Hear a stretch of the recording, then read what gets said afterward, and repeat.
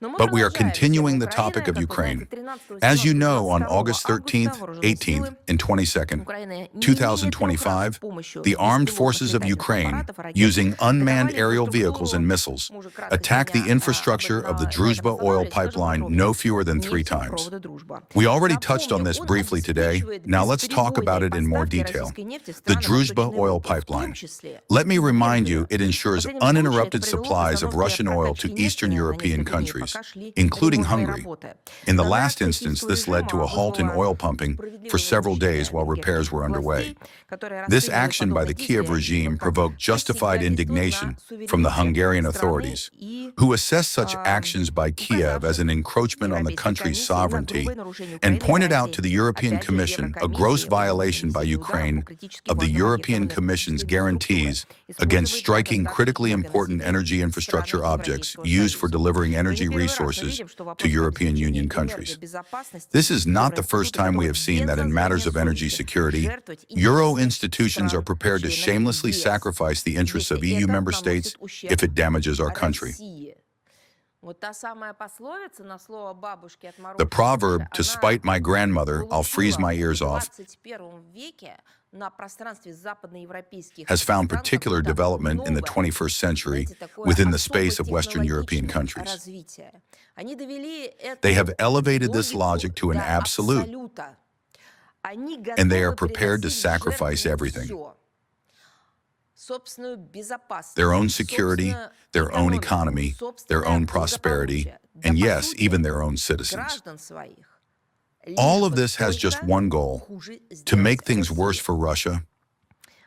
The absence of a proper reaction from Euro institutions to the Ukrainian strikes on the Druzhba oil pipeline is not surprising.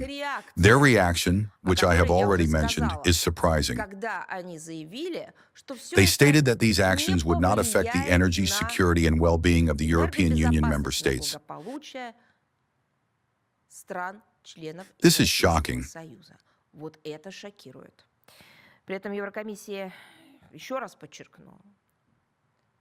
At the same time, I emphasize once again, the European Commission should have commented on this from the perspective of its own legal framework and laws. However, not only did they refrain from criticizing Kiev's actions, as I've already said, but they also cynically failed to see any risk to the uninterrupted energy supplies to the European Union. By doing so, it openly demonstrates that the energy difficulties of individual European Union member countries, if they follow courses that are incorrect from Brussels' point of view, are not a problem for the entire Union.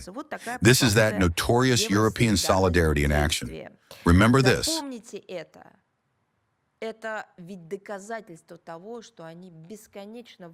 It is proof that they are lying when they say they act from unified positions.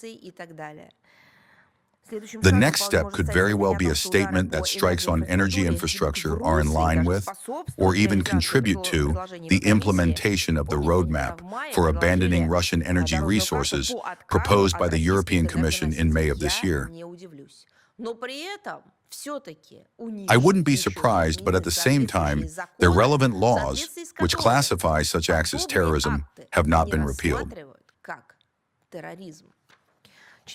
It is obvious that in the EU's Brussels, the Kiev regime has been given a carte blanche to strike any Russian energy infrastructure objects.